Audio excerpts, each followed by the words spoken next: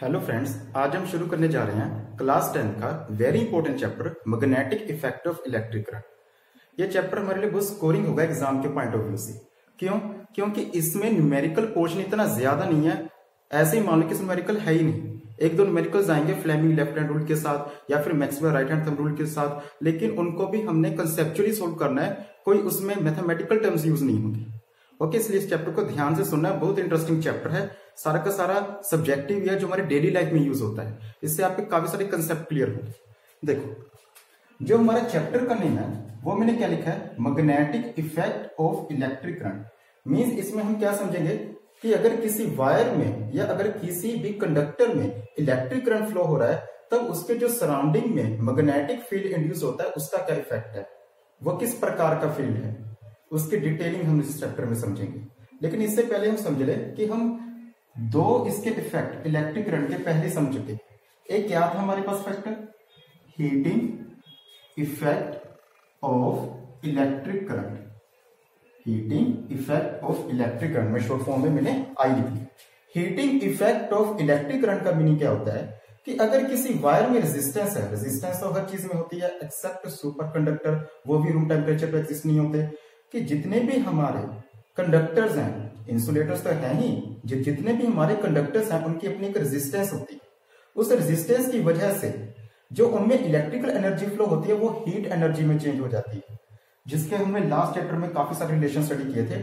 और उस टॉपिक का क्या नाम था, heating effect of electric current. उसमें हमने एक फॉर्मूला किया था, heat energy is equal to I²R_T।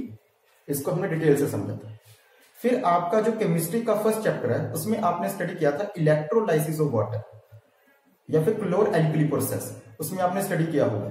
उसमें आपको टीचर ने समझाया होगा कि अगर किसी इलेक्ट्रोलाइट में, वैसे प्योर H2 हम जानते हैं कि इसमें इलेक्ट्रिक करंट फ्लो नहीं होता, लेकिन अगर इसको थोड़ा सा आयोनाइज कर दिया जाए, मींस इसमें थोड़ी सी इंप्योरिटीज ऐड हो जाए और इसमें इलेक्ट्रिक करंट फ्लो हो, तो ये हाइड्रोजन आयन और हाइड्रो ऑक्साइड आयन में डिसोसिएट हो जाता है। मींस यहां पर कुछ केमिकल चेंज हो रहे हैं। इस प्रकार के चेंज को हम क्या कहते हैं, chemical effect of electric current. Heating effect of electric current, chemical effect of electric current. और जो आज हम समझेंगे वो क्या है, हमारा magnetic effect of electric current. देखो, इस कोर्स में हमने क्या क्या समझना है। जो ये हमारा कोर्स है इसमें हम देखेंगे कि अगर किसी वायर में इलेक्ट्रिक करंट फ्लो हो रहा है तो उसकी सराउंडिंग में एक मैग्नेटिक फील्ड इंड्यूस्ड होगा, उसकी डायरेक्शन क्या होगी, उसके क्या क्या यूजेस हैं, ये सभी हमारे इस टॉपिक में कवर होंगे। और यही हमारा मेन टॉपिक है इस चैप्टर का, magnetic effect of electric current. लेकिन इसको समझने के लिए स्टार्टिंग में हम इसका थोड़ा सा बेसिक समझेंगे कि मैग्नेट क्या होता है, मैग्नेटिज्म क्या है, मैग्नेटिक फील्ड क्या है, मैग्नेटिक लाइंस ऑफ फोर्स क्या है, और थोड़ी सी इनके साथ हिस्ट्री समझेंगे ताकि थोड़ी सी हमें नॉलेज हो, इसको ग्रैब करना इजी हो जाए हमारे चैप्टर के लिए। ओके, तो चलो शुरू करते हैं हम मैग्नेट्स। देखो बच्चों, जो हमें मैग्नेट की हिस्ट्री मिलती है ना, इसकी हिस्ट्री के दो पोर्शंस है। एक पोर्शन है चाइनीज लोगों का, एक है ग्रीक लोगों का। लेकिन देखो, हम जानते हैं कि हमारा देश अंग्रेजों का गुलाम रहा है, इसलिए जो हमारी बुक्स हैं उसमें जो हमारे ग्रीक देश के फिलोसफर्स हैं इनको ज्यादा इंपॉर्टेंस दी गई है as comparison to Chinese philosophers. देखो, मैं आज आपको मेनली ग्रीक फिलोसफर के बारे में समझाऊंगा। देखो, जो हमारे ग्रीक फिलोसफर्स हैं उनके अकॉर्डिंग उनकी बुक का नाम है थेरेस ऑफ मैग्नीशिया। वो आई थिंक अबाउट 600 BC में लिखी हुई बुक है वो। उस बुक में क्या लिखा हुआ है कि जो मैग्नेट है एक पत्थर की फॉर्म में, एक ब्लैक स्टोन की फॉर्म में, जिसको आज हम लोड स्टोन भी बोलते हैं, उसकी फॉर्म में मैग्नीशिया नाम का एक शहर था, मैग्नीशिया, वहां से मिला। वहां के लोगों ने सबसे पहले ऑब्जर्व किया कि ये कोई ऐसी चीज है जिसकी तरफ आयरन, कोबाल्ट और निकल बहुत स्ट्रांगली अट्रैक्ट हो रहे हैं। क्यों अट्रैक्ट हो रहे हैं वो रीजन ही जानते थे। जब यह पत्थर की नॉलेज लेटिन देश के लोगों को हुई तो वहां पर इसका नाम पड़ा मैग्नेटा। ए इसलिए कि जिस चीज में वो विश्वास रखते थे कि इसमें कोई दैवीय शक्तियां हैं तो उसके रिस्पेक्ट के लिए वे एंड में ए लिख देते थे। आपने सुना ना, अलेक्जेंड्रा, अशोका, अगर आप इंग्लिश में नाम देखते हैं जो आपकी हिस्ट्री की बुक्स हैं उनके साथ हमेशा एंड में ए आता है। तो ऐसी मैग्नेटा, लेकिन जैसे ब्रिटिश में आए तो इसका नाम क्या पड़ गया फिर से, मैग्नेट, जो इसका आज का ओरिजिनल नेम है, मैग्नेट। जो चाइनीज फिलोसफर थे वो क्या सोचते थे क्योंकि देखो दोनों में रहता है कि ग्रीक फिलोसोफर्स कहते हैं कि हमने पहले खोजा, चाइनीज फिलोसोफर कहते हैं कि हमने पहले खोजा, उनकी अपनी चलो रहेगी फाइट। जो चाइनीज फिलोसोफर्स हैं उनकी अगर हम हिस्ट्री देते हैं तो वो क्या लिखते हैं अपने मैन्युस्क्रिप्ट में, वो लिखते हैं कि ये कोई ऐसा पत्थर है अगर हम इसको लोहे के साथ छू ले तो लोहा भी सोना बन जाए। आज हम जानते कि ऐसा होता नहीं है, लेकिन उनकी ये सोच थी, उन्होंने इसके लिए काफी सारे आर्टिकल भी लिखे हैं, लेकिन हम जानते कि ऐसा कुछ होता नहीं है। ये एक हिस्ट्री का हमारा पार्ट है। फिर उसके बाद ग्रीक देश कहाँ है, इसका हमारे पास प्रॉपर एविडेंस है कि जो सबसे पहले मैग्नेटिक कंपास बनी थी, जिसमें हमारा मैग्नेटिक नीडल की वो प्रॉपर्टीज होती है कि अगर हम इसको फ्रीली सस्पेंड कर दें, जो मैं आपको आगे के लेक्चर के आज ही समझाऊंगा कि वो हमेशा नॉर्थ साउथ डायरेक्शन में ओरिएंट रहती है, उसका सबसे पहले यूज ग्रीक ने किया था। क्योंकि जो इस देश के व्यापारी थे वो हम जानते हैं गर्म मसालों के लिए भारत आते थे, तो उनको नेविगेशन के लिए मैग्नेटिक कंपास की जरूरत थी। ओके, तो सबसे पहले जो प्रूफ है ये हम श्योर हैं कि सबसे पहले जो मैग्नेटिक कंपास की जो यूसेज है वो ग्रीक फिलोसोफर ने की। फिर वहां से इंडिया में आई, इंडिया से चाइना, फिर ऑल ओवर द वर्ल्ड यह टेक्निक फैल गई। ओके, इसके बाद हम समझेंगे कि मैग्नेटिक मटेरियल्स क्या होते हैं और उसकी क्या क्या प्रॉपर्टीज होती हैं। ओके, देखो आगे हम देखते हैं कि जो मैग्नेट है ना, ओरिजिन के बेस पर कि मैग्नेट हमें कैसे मिलता है। ओरिजिन के बेस पर हम मैग्नेट को दो पार्ट्स में डिवाइड कर सकते हैं। एक तो होते हैं हमारे नेचुरल मैग्नेट, एक होते हैं हमारे पास आर्टिफिशियल मैग्नेट। देखो जो तो हमारे नेचुरल मैग्नेट है वो हमें नेचर से डायरेक्टली ड्राइव हो रहे हैं, जैसे लोडस्टोन था। वो क्या होता है लोडस्टोन? आयरन का ऑक्साइड है जिसका नाम क्या होता है? मैग्नेटाइट। इसे इंसान ही बनाता है, ये नेचर से हमें डायरेक्ट मिलता है। ये एक आयरन की ओर भी है वैसे। ओके, इसका क्या नाम है? मैग्नेटाइट। आर्टिफिशियल क्या होता है कि जो हमारे मैग्नेटिक मटेरियल्स होते हैं, मैग्नेटिक मटेरियल्स के बारे में मैं आपको आगे समझाऊंगा कि जो मैग्नेटिक मटेरियल्स हैं उनमें हम कुछ चेंजेस लेकर आते हैं, उन चेंजेस की वजह से वो मैग्नेट में चेंज हो जाते हैं, वो नेचुरली फाइंड नहीं होते। जैसे एग्जांपल के लिए बार मैग्नेट, उसको हम एक स्टेनलेस स्टील से मैग्नेट में चेंज कर सकते हैं।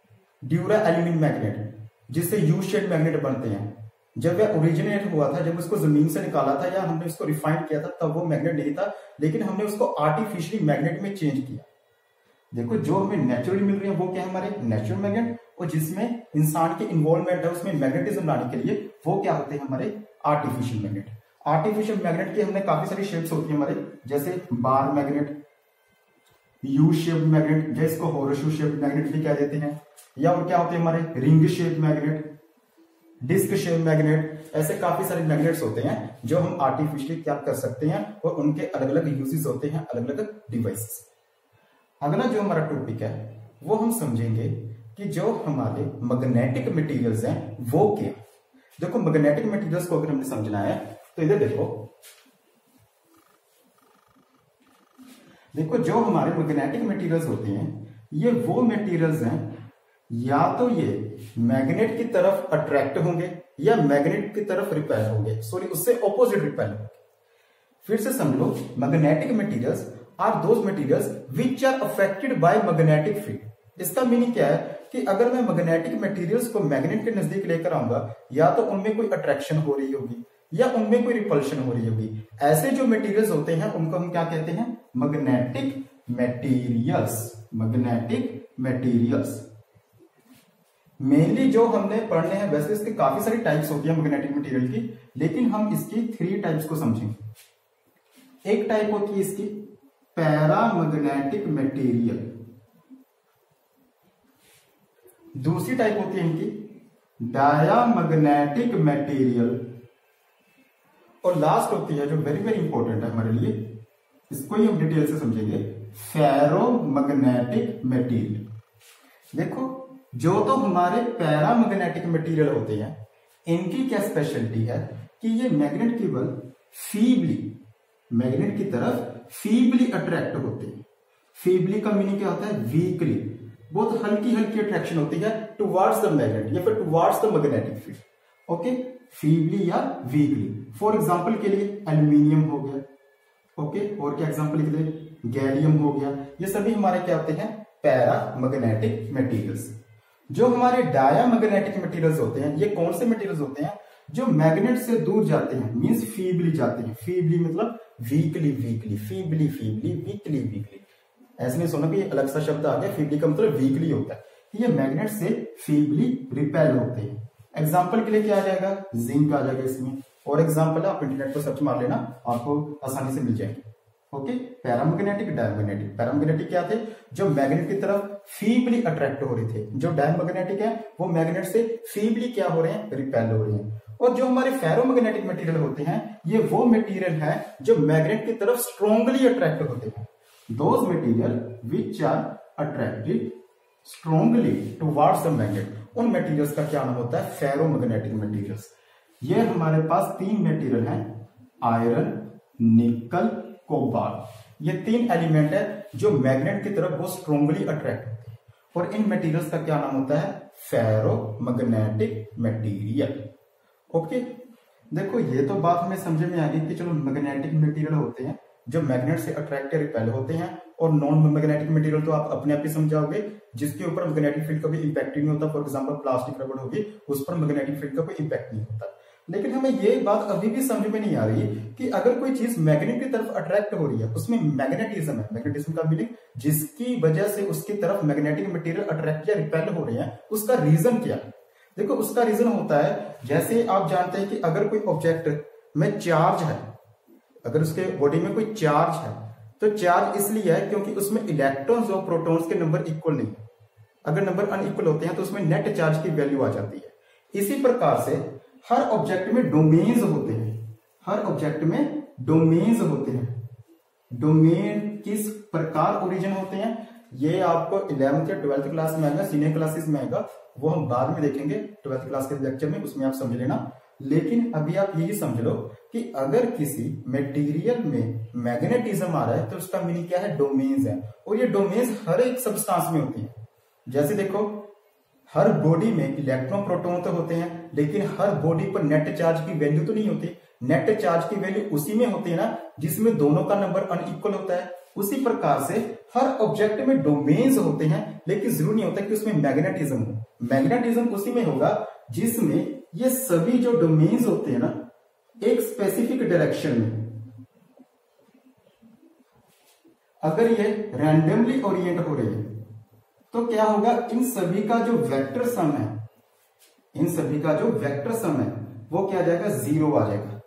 तो ये सब्सटेंस क्या होगा, मैग्नेट नहीं होगा। मैग्नेट की क्या स्पेशलिटी होती है कि उसमें जितने भी डोमेन्स होते हैं वो सभी एक स्पेसिफिक डायरेक्शन में होते हैं। जैसे हमने मैग्नेटाइट की एग्जांपल की, मैग्नेटाइट हमारा क्या था, Fe3O4, अभी हमने इसके बारे में स्टडी किया था। ये क्या है कि नेचुरल मैग्नेट है जो हमें जमीन से मिलता है। देखो इसकी क्या स्पेशलिटी है, इसकी स्पेशलिटी ही यही है कि इसमें जो डोमेन्स हैं वो सभी एक स्पेसिफिक डायरेक्शन में ओरिएंट होते हैं, और जो मटेरियल मैग्नेट नहीं है, जिसमें मैग्नेटिज्म नहीं है, उसका रीजन क्या है कि जितने भी उसमें डोमेन्स है वो रैंडमली ओरिएंटेड है। रैंडमली ओरिएंटेड होने से उनका नेट डायपोल मूवमेंट, इतना डिटेल में नहीं जाना, बस इतना समझ लो कि उसमें ओवरऑल ये सभी एक दूसरे के साथ कैंसिल हो जाएंगे, जिसकी वजह से इसका मैग्नेटिज्म नहीं होगा। अगर एक ही डायरेक्शन में होंगे तो वेक्टर्स होते हैं ये भी, तो इनकी क्या हो जाएगी, एडिशन हो जाएगी, जिसकी वजह से ये चीज क्या बन जाएगी, मैग्नेट बन जाएगी। जो हमारे फेरोमैग्नेटिक मटेरियल होते हैं वो इसकी तरफ इसलिए स्ट्रांगली अट्रैक्ट होते हैं। जैसे मैं आयरन को देखूं, आयरन की क्या स्पेशलिटी होती है, देखो आयरन में जितने भी डोमेन्स होते हैं वो कपल की फॉर्म में होते हैं, इस प्रकार कपल्स, COUPLES, कपल्स। ओके, इस फॉर्म में होते हैं। देखो नेट डायपोल मूवमेंट, यानी कि इनका अगर मैं वेक्टर सम करूं वो भी इसमें 0 ही आएगा, लेकिन जैसे ही मैं इसको किसी मैग्नेटिक फील्ड के अंदर देखूंगा, जैसे इसको मैं इस सब्सटेंस को इसके नजदीक लेकर आऊं आयरन को, तो अपने आप ये कुछ टाइम के लिए, जब तक ये इस मैग्नेट के नजदीक है तो एक स्पेसिफिक डायरेक्शन में हो जाते हैं, इसलिए इनकी आपस में अट्रैक्शन होनी शुरू हो जाती है। मींस यह भी थोड़े टाइम के लिए मैग्नेट बन जाता है जब हम किसी फेरोमैग्नेटिक मटेरियल को मैग्नेट के नजदीक लेकर आते हैं। क्यों मैग्नेट बन जाता है, क्योंकि जो उसके डोमेन्स हैं वो थोड़े से टाइम के लिए एक डायरेक्शन में ओरिएंट हो जाते हैं और इसका भी अपना एक मैग्नेटिक फील्ड इंड्यूस हो जाता है।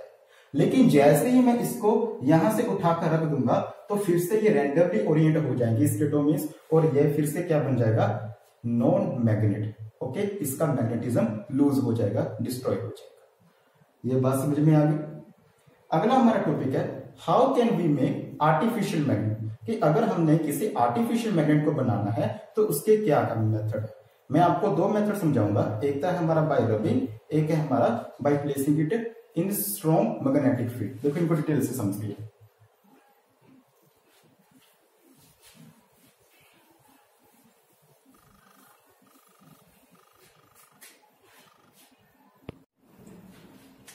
सबसे पहले जो हम मेथड समझ रहे हैं उसका क्या नाम है, bye rubbing. Bye rubbing, rubbing का देखो कैसे होता है। मान लो मेरे पास एक आयरन की रोड है, मुझको इसे मैग्नेट में बनाना है, मैग्नेट में चेंज करना है, तो इसका क्या वे होगा। मैं एक जो ऑलरेडी मैग्नेट है, जिसमें ऑलरेडी मैग्नेट में हम जानते हैं दो तरह के होते हैं पोल, नॉर्थ और साउथ। 7th क्लास में हमने स्टडी किया हुआ है, नहीं इनको हम डिटेल में आगे समझेंगे। देखो हर मैग्नेट के दो होते हैं पोल, नॉर्थ और साउथ। अगर मैंने इस चीज को मैग्नेट में चेंज करना है तो इसका क्या वे होगा, नॉर्थ एंड को यहां पर रखूंगा, इसके ऊपर करूंगा और यहां से उठा लूंगा। ऐसा नहीं करना कि इसको इस प्रकार हमने रब करना, फिर तो रॉन्ग हो जाएगा हमारा। नॉर्थ या साउथ एंड को भी रख सकते हो, यहां से लेकर यहां तक लेकर जाऊंगा, फिर इसे उठा लूंगा, फिर यहां से लेकर यहां तक लेकर जाऊंगा, फिर उठा लूंगा, फिर यहां से लेकर यहां तक लेकर जाऊंगा, फिर उठा लूंगा। तो क्या होगा इससे क्या होगा कि जो इसके डोमेन थे, जो पहले टेम्परेरी एक डायरेक्शन में ओरिएंट हो रहे थे, वे परमानेंटली एक डायरेक्शन में ओरिएंट हो जाएंगे। वो परमानेंटली बार बार ऐसा करने से एक डायरेक्शन में ओरिएंट हो जाएंगे, जिसकी वजह से यह भी मैग्नेट बन जाएगी। ओके, लेकिन ये ज्यादा एफिशिएंट मेथड नहीं है, क्योंकि इसमें बहुत ज्यादा फ्रिक्शनल हमें चाहिए, बहुत ज्यादा वर्क डन चाहिए, तो ये आमतौर से हमारे लिए इतना बेनिफिशियल। देखिए इसमें जो हमारा सेकंड मेथड है उसका क्या नाम है, bye placing it in a strong magnetic field. Strong magnetic field, देखो इसका मीनिंग क्या है हमारा, अगर हम इसको किसी बहुत ज्यादा स्ट्रॉन्ग मैग्नेटिक फील्ड में रख दें तब भी हम क्या देखेंगे कि इस आयरन की रोड में मैग्नेटिज्म आ जाएगा। एग्जांपल के लिए मान लो मेरे पास दो मैग्नेट है, नॉर्थ साउथ, साउथ नॉर्थ। अगर इसमें किसी में आयरन की रोड को रख दूं और इनका मैग्नेटिज्म बहुत ज्यादा स्ट्रॉन्ग है, तो उस मैग्नेटिक फील्ड की वजह से जो इसके डोमेन्स हैं अपने आप ही एक स्पेसिफिक डायरेक्शन में ओरिएंट हो जाएंगे, और मेरी ऑब्जर्वेशन होगी कि कुछ टाइम के बाद यह परमानेंट मैग्नेट में चेंज हो जाएगा। इस प्रकार भी हम आर्टिफिशियल मैग्नेट को तैयार कर सकते हैं। तो देखो हमने मैग्नेट को तैयार करने के, आर्टिफिशियल मैग्नेट को तैयार करने के दो मेथड समझे हैं। एक तो क्या है हमारा बाय रबिंग, सेकंड हमने क्या समझा है, bye placing it in the strong magnetic field. तो वहां पर जो क्वेश्चन बनकर आता है वो ऐसे आता है कि how can you magnetize a iron rod, कि आप मैग्नेटाइज कैसे कर सकते हो एक आयरन रोड को।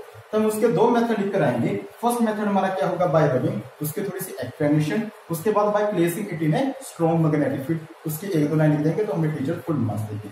ओके, ये हमारा हो गया how can we magnetize a magnet. उससे अगला जो हमारा टॉपिक शुरू हो रहा है वो है how can you demagnetise a magnet. देखो अब तो हमने क्या समझा था कि हम किसी नॉन मैग्नेट को मैग्नेट में किस प्रकार चेंज कर सकते हैं। अब हम सीखेंगे कि जो ऑलरेडी मैग्नेट है और हमने उसका मैग्नेटिज्म को डिस्ट्रॉय करना है तो उसका क्या वे है। देखो उसका सिंपल सा वे है, इससे उल्ट हो जाएगा। देखो अगर मैग्नेटिक फील्ड अप्लाई होने से डोमेन्स, अगर मैग्नेटिक फील्ड अप्लाई होने से इसके डोमेन्स एक स्पेसिफिक डायरेक्शन में ओरिएंट हो गए, तो हो सकता है कि इसकी ऑपोजिट डायरेक्शन में जो हमने पहले मैग्नेटिक फील्ड अप्लाई किया था उससे ऑपोजिट डायरेक्शन में मैग्नेटिक फील्ड अप्लाई करने से इसके डोमेन्स वापस रैंडमली ओरिएंट हो जाए। तो इसका क्या हो जाएगा, जो फर्स्ट मेथड है कि how can we demagnetize magnet, तो क्या होगा, by placing it in negative magnetic field. देखो नेगेटिव मैग्नेटिक फील्ड का यहां पर मीनिंग ये है कि हमने इसको ऑपोजिट डायरेक्शन में मैग्नेटिक फील्ड दिया। सेकंड वे क्या है इसका, बाय हीटिंग। हीटिंग से क्या होगा, केमिस्ट्री में हमने किया हुआ है कि जो इसके एटम्स हैं, पार्टिकल्स हैं, उनमें लगातार थर्मल मोशन हो रहा है। जैसे इसको हम हीट करेंगे तो हीट एनर्जी की वजह से इसके सारे डोमेन्स डिस्टर्ब हो जाएंगे। डोमेन्स डिस्टर्ब हो जाएंगे मींस रैंडमली ओरिएंट हो जाएंगे, उनकी डायरेक्शन यूनिक नहीं रहेगी।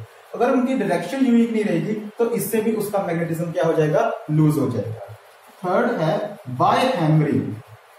बाय हैमरिंग, हैमरिंग का मीनिंग अकेला यहाँ पर हथौड़ा मारना नहीं है कि अगर हम किसी मैग्नेट को एक हाइट से ड्रॉप करें मींस उस पर जोर से कोई इंपैक्ट हो, जोर से इंपैक्ट होगा तो उसमें वाइब्रेशन या हीट एनर्जी होगी, जिसकी वजह से थोड़े से टाइम के लिए, हमेशा के लिए नहीं, थोड़े से टाइम के लिए, जब तक उसमें वो वाइब्रेशन है, जब तक उसमें वो हीट एनर्जी है, तब तक उसके जो डोमेन्स है रैंडमली ओरिएंट हो जाएंगे। लेकिन जैसे ही उसमें वो वाइब्रेशन खत्म होगी तो वापस डोमेन्स अपनी ओरिजिनल पोजीशन में आ जाएंगे, जिससे उसका नेचुरल मैग्नेटिज्म वापस आ जाएगा। ओके, बाय हैमरिंग से हम उसके मैग्नेटिज्म को हमेशा के लिए नहीं डिस्ट्रॉय कर सकते, कुछ स्पेसिफिक इंटरवल के लिए उसका मैग्नेटिज्म लूज हो जाता है। इसका यूज हम समझेंगे इलेक्ट्रिक बेल में। ओके, यहां तक नोट कर लो, इसको नोट्स में लिख लो, इससे अगला टॉपिक हम समझते हैं।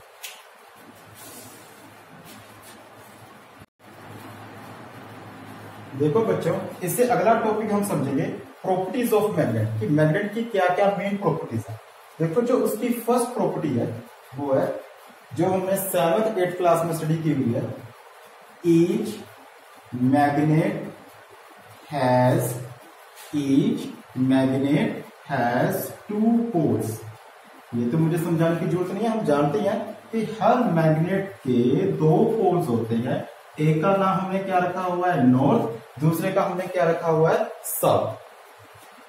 सेकंड प्रॉपर्टी भी हमें वेल नोन है कि जो इसके लाइक पोल्स हैं उनमें हमेशा रिपल्शन होगी, और जो हमारे अनलाइक पोल्स हैं उनमें हमेशा अट्रैक्शन होती है। लाइक पोल्स में रिपल्शन होती है, अनलाइक पोल्स में अट्रैक्शन होती है। नॉर्थ के साथ रिपल्शन होगी, नॉर्थ की साउथ के साथ अट्रैक्शन होगी।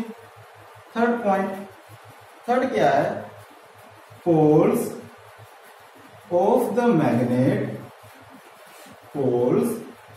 Magnet can never be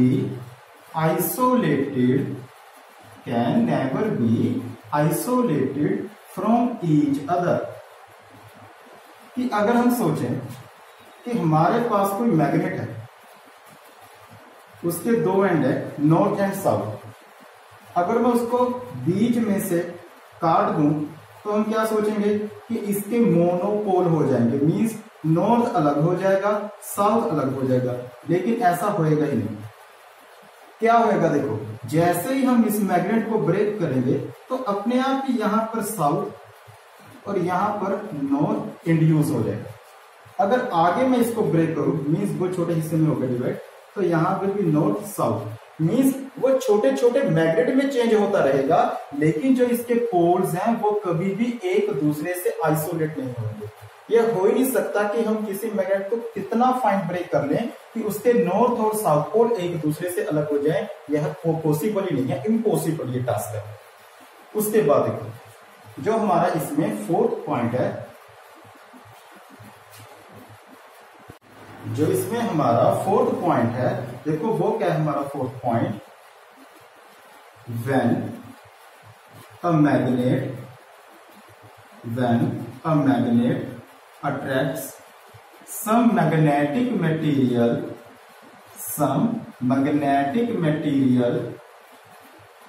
then that material also behaves as a magnet। इसका मीनिंग क्या है कि अगर मैग्नेट किसी मटेरियल को अपनी तरफ अट्रैक्ट करता है तो वो जो मटेरियल है ना उसमें भी मैग्नेटिक गुण आने स्टार्ट हो जाते हैं, मैग्नेटिक प्रॉपर्टीज आने स्टार्ट हो जाती हैं। एग्जांपल के लिए आप एक सिंपल सा एक्सपेरिमेंट करना, मैग्नेट के नजदीक एक आयरन नेल को चिपका देना, स्टिक कर देना, फिर आप देखोगे अगली आयरन नेल को इसके साथ स्टिक करने की जरूरत नहीं है, यही आयरन नेल उसको अट्रैक्ट करेगी, ये उसको आगे अट्रैक्ट करेगी, ये उसको आगे, ये उसको आगे, तो एक चेन फॉर्म होनी शुरू हो जाएगी। हाँ, ऐसा होगा जैसे जैसे हम इससे दूर जाएंगे फील्ड वीक होता रहेगा, लेकिन फिर भी ये एक दूसरे से अट्रैक्ट रहेंगे। लेकिन जैसे ही मैं इस मैग्नेट को हटाऊंगा फिर क्या हो जाएंगे, ये सभी आयरन रेस एक दूसरे से आइसोलेट हो जाएंगे। मीन्स क्या होगा कि जब कोई मैग्नेट किसी मैग्नेटिक मटेरियल को अपनी तरफ अट्रैक्ट करता है तो उसमें भी कुछ मैग्नेटिक प्रॉपर्टीज आ जाती हैं। रीजन मैं ऑलरेडी आपको समझा चुका हूं, क्योंकि टेम्परेरी थोड़े से टाइम के लिए इसके डोमेन्स भी एक स्पेसिफिक डायरेक्शन में हो जाते हैं, लेकिन ये डोमेन्स तभी तक एक स्पेसिफिक ओरिएंटेशन में रहेंगे जब तक हम ये किसी मैग्नेटिक फील्ड के अंदर। ओके, ये हो गया हमारा फोर्थ पॉइंट। और जो हमारा फिफ्थ पॉइंट है वो वेरी वेरी इंपॉर्टेंट पॉइंट, इसकी प्रॉपर्टीज और भी होती है लेकिन आपको जो मैं मेन है वही लिखवा दूं जो हमारे एग्जाम के लिए इंपॉर्टेंट है। a freely suspended magnet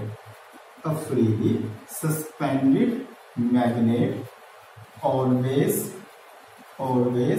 points in north south direction of the earth. कि अगर हम किसी मैग्नेट को बीच में से बांधकर फ्रीली सस्पेंड कर दें तो हम क्या देखेंगे कि वो अर्थ की हमेशा नॉर्थ साउथ डायरेक्शन में ओरिएंट होगा। देखो क्या होगा हमारा,